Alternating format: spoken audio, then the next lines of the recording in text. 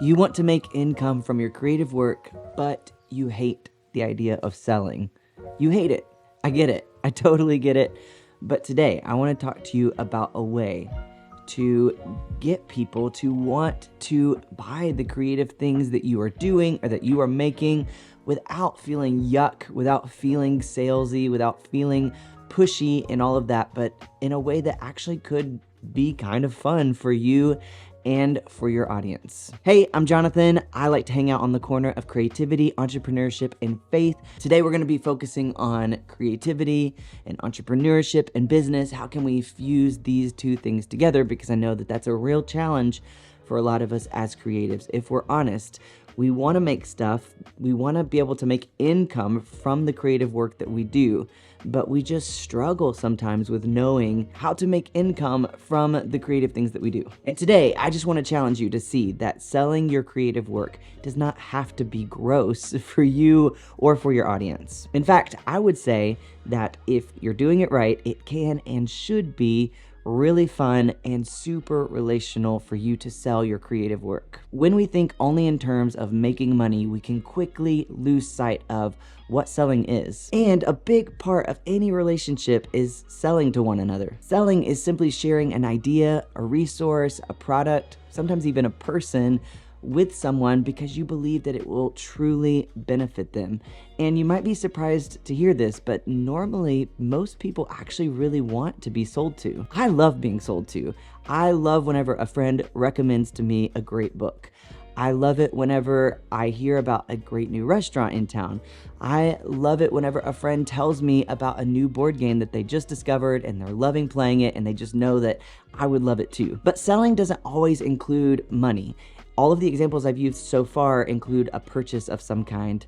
But for example, when you go on a date, you're selling another person on you. I really like the example of dating when I think about selling, because when we put selling in a relational context, we start to intuitively know that there's a process to this thing, that there are some steps that we need to take in order to really pitch whatever we're trying to pitch. Most of the time, you're not going to get very good results if you walk up to a person and ask them to marry you. That's stressful and uncomfortable for you. That's stressful and uncomfortable for the other person.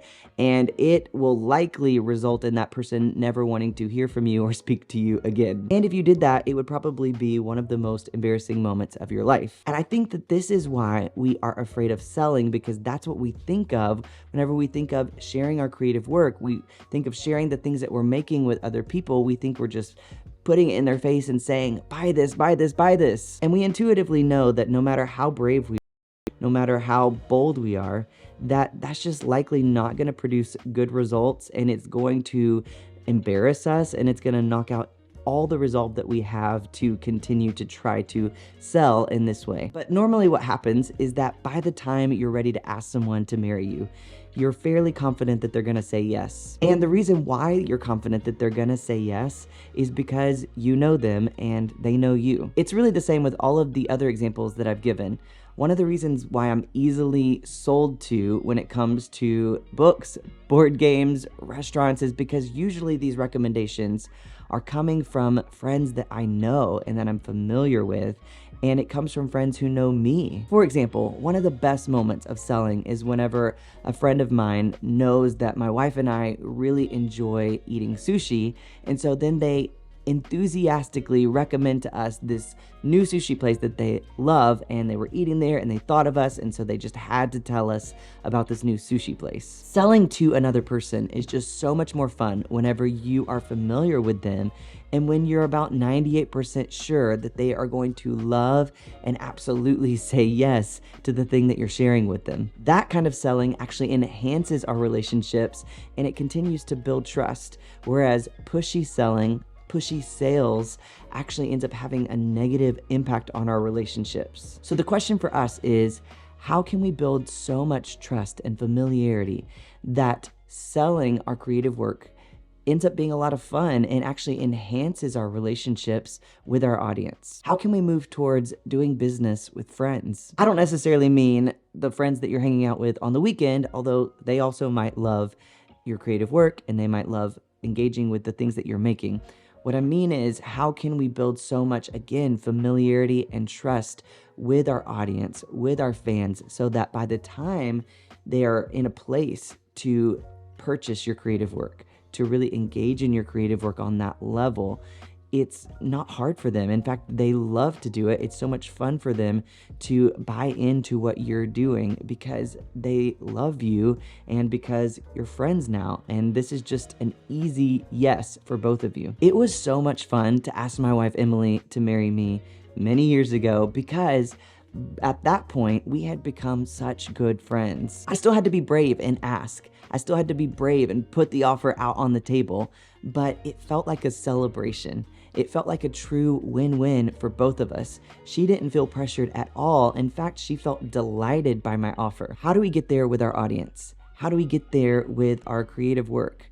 Well, there is a clear process. There's a clear roadmap on how to sell your creative work in a way that will feel like a true win-win. There are practical steps that you can take to get people to a place where they are genuinely delighted by the idea of buying into what you're selling. The best part is that you don't have to guess what to do because I'm going to share it with you, because this has been some of the most helpful things that I've learned in helping me make income from my creative work and building up a fan base of friends who love to buy into the work that I'm doing creatively.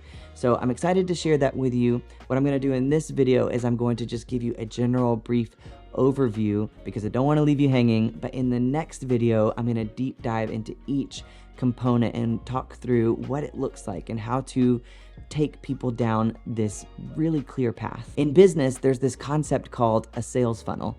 Now, I've been turned off by that a lot because I don't like the idea of just funneling people through something because that doesn't feel relational. I'm gonna give you a better way to think about this here in a minute that I prefer, but I think it's important for us to just kind of get the concepts and understand how most businesses approach this. A typical business funnel has these steps: awareness, interest, desire, and action. And some of them have a fifth step called re-engagement. Again, that is a lot of technical business mumbo jumbo, but I promise you that the ideas behind it actually make a lot of sense. One of my favorite ways to think about business funneling comes from a fellow creative by the name of Andy Pizza. If you've watched videos on this channel, then Andy Pizza is not a new name for you because I've mentioned him a lot. Andy Pizza is an illustrator. He has a great podcast called The Creative Pep Talk, which I highly recommend.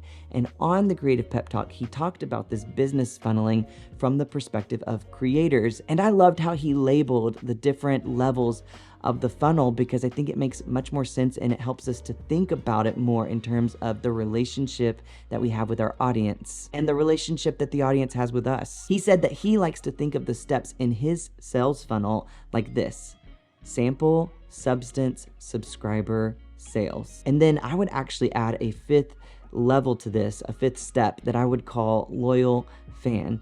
And I know that doesn't start with an S, so it kind of messes up the whole S thing, but I think that that's an important step as well. The whole reason why it's called a sales funnel is because at the top step, you're gonna have a lot more people engaging and participating in the things that you're doing. But as you go down each step, relationally, as you're going closer and closer and building more and more trust, you're gonna have less and less people engaging with you at each level, and that's okay. That's really normal. And then when you get to the bottom, you're gonna have the really hardcore people that have really followed you all the way down and are ready to purchase the things that you're creating. And I just wanted to say a little side note here that if you can really understand this, then it's gonna change the way that you think about social media and content, because instead of seeing views and likes and engagement as vanity metrics, instead of trying to just get a ton of people just for the sake of ego, if you get clear on what you're trying to do, instead what you're seeing is that the more people you can get to engage with the top of funnel, the more people you can get engaged with the easy stuff at the top, the more people are going to find their way funneling through all the way down to sales. And so again, the more that you know what you're trying to do, the more that you know the path that you're trying to take people down, the more that things like social media and content will start to make sense or have a place in the plan that you have implemented or that you're trying to implement, instead of just throwing stuff out into the wind, kind of hoping that something will go viral for the sake of going viral, even though if it does go viral, you don't really have a plan for how to take the people that are engaging with you down this path to a place where ultimately you're figuring out how to make income from your creative work, from friends who now trust you and are really familiar with you. That's a general overview. In the next video, we're gonna get granular. We're gonna talk more about each step, what that looks like, how you can build that out, how that builds relationships with your audience. And so if you like this video, if you were helped by it, and you wanna make sure to catch the next video, one of the best ways to do that is to subscribe to the channel. I would be so honored if you would join me over here, and together we can continue to hang out on the corner of creativity, entrepreneurship, and faith. Look forward to diving into this deeper in the next video. See you then.